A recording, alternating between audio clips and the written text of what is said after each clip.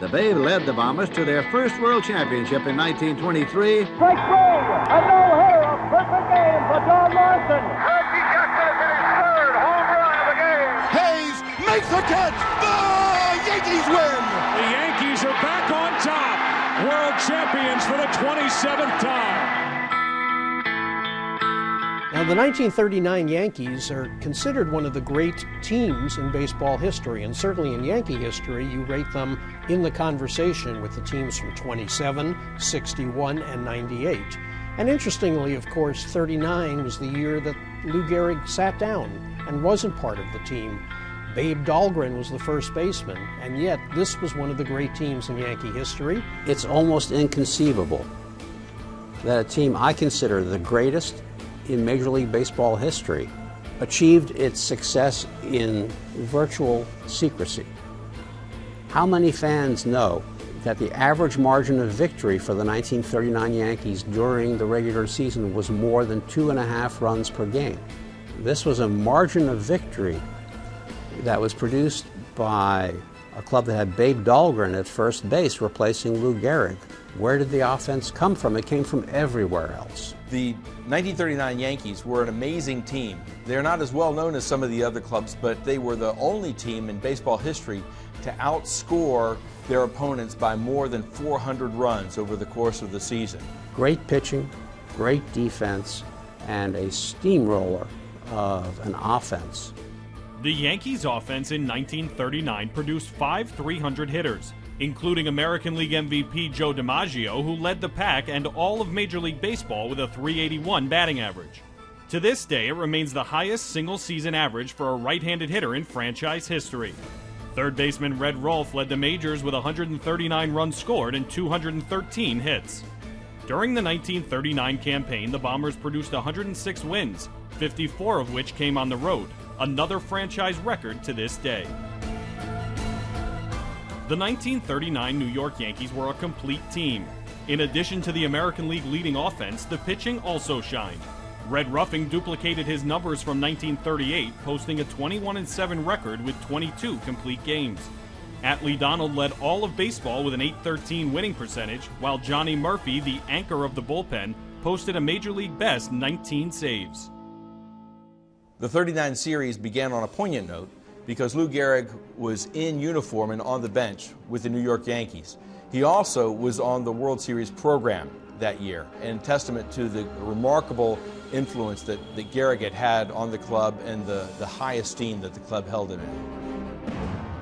The first game of the World Series was really a nail-biter. It was held in Yankee Stadium, and going into the 9th inning, the score was 1-1. It was time for some Yankee Stadium magic. Charlie Keller really took the stage and began to make a little bit of noise. He would make a lot of noise before the World Series was over.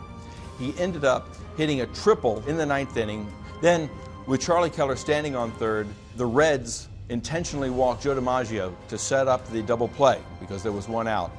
Bill Dickey, however, had a different idea and drove a single through the infield in order to score Keller and win the game for the Yankees. Along with Bill Dickey's game-winning RBI, Red Ruffing pitched a 4-hit complete game in just 93 minutes and allowed just a single earned run.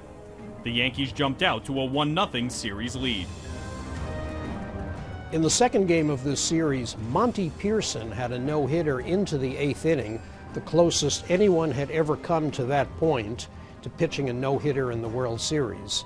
Unfortunately, Ernie Lombardi broke it up with a base hit, but 7 1/3 innings, no-hit ball, a great achievement for Monty Pearson. In addition to Pearson's shutout, where he allowed just 2 hits, Lou Gehrig's replacement at first base, Babe Dahlgren, went 2 for 3 with a double, solo home run, and 2 runs scored. Game 3 showed the real difference between the New York Yankees and the Cincinnati Reds.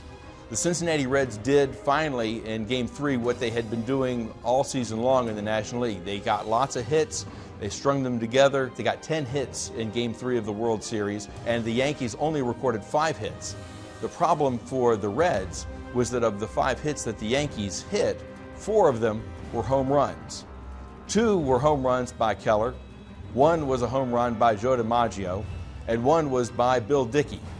Coupled with the barrage of Yankees home runs and Bump Hadley's strong 8-inning performance, the Bronx Bombers took a 3-0 series lead, crushing any hope the Cincinnati Reds had of making a comeback. In the final game of the 1939 series, there came a play which came to be known as Lombardi's snooze. The Yankees and Cincinnati Reds both went into the top of the 10th inning tied at 4 runs apiece. Then, with 1 out, Joe DiMaggio hit what would have appeared to be a single that would score only Crissetti. However, the single ended up going to the outfield and it was bobbled out there. With that, Charlie Keller ended up coming around and arrived at the plate at the same time as the ball did. He collided with Ernie Lombardi, and the collision stunned both of them, but especially Lombardi. As Lombardi lay on the ground in extreme pain, Joe DiMaggio came around and scored the 3rd and final run of the inning. Now, we have seen all kinds of odd plays at home plate in the regular season in the years since, but we've never seen anything like this in the World Series, and the World Series is our national showcase for baseball, and it sticks in the memory.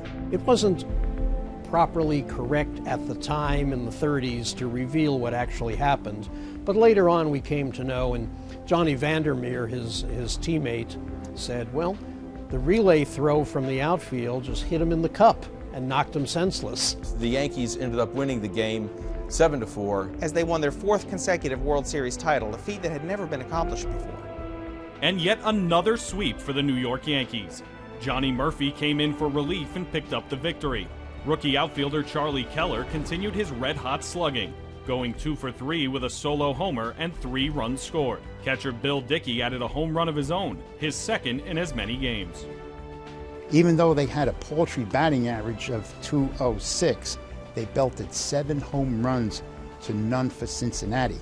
Charlie King Kong Keller broke in with a great season for the Yankees, was the star of the 1939 World Series. He had only 11 home runs during the course of the regular season, but he had 3 in the World Series and actually scored 8 runs himself, which was as many runs as the Cincinnati Reds put together as a team. Keller also notched an astonishing 1.658 OPS during the 1939 World Series, the 10th highest in Fall Classic history. Joe DiMaggio hit .313 while Dickey added 2 home runs. The pitching staff was excellent. Monty Pearson and Red Ruffing posted complete game victories. Bump Hadley and Johnny Murphy picked up the other W's. The pitching staff as a whole pitched to a 1.22 ERA, the 9th lowest earned run average in World Series history. The Yankees had now won 4 titles in a row and their 8th overall, as the franchise continued its dominance over the rest of Major League Baseball.